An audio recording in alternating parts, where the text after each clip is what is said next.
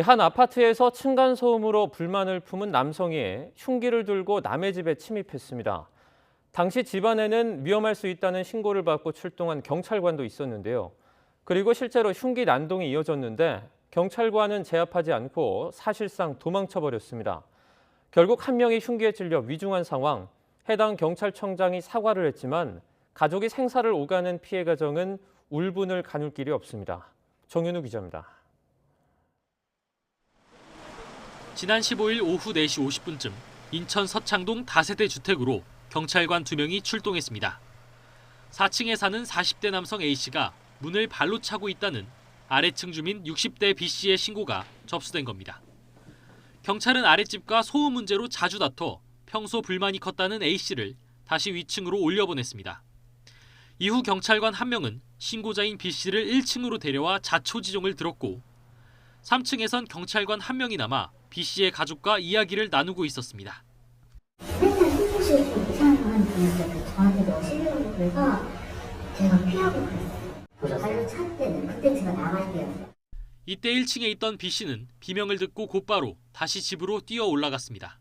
같이 있던 경찰관에게도 올라가자고 했지만 뒤따라오지 않았습니다. 오히려 가족과 함께 있던 경찰관은 1층으로 뛰어 내려왔습니다. 결국 혼자 3층으로 뛰어간 B씨가 목격한 건 쓰러져 있는 부인, 그리고 딸에게 흉기를 휘두르는 윗집 남자 A씨의 모습이었습니다.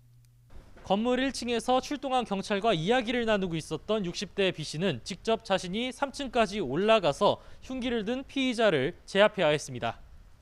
가족과 함께 있던 경찰관이 제 역할을 했더라면 부인과 딸이 무사하지 않았을까 분통이 터집니다.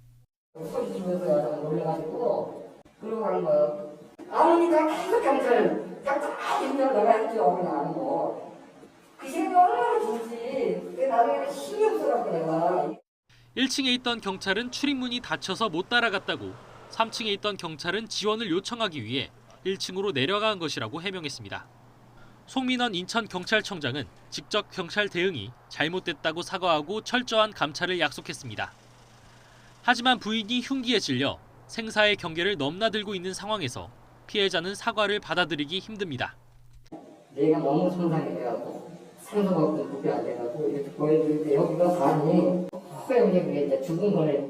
친구 인간이 거의 90%는 넘으니까 뭐 생각하고 계셔야지 마음 준비를 해야지.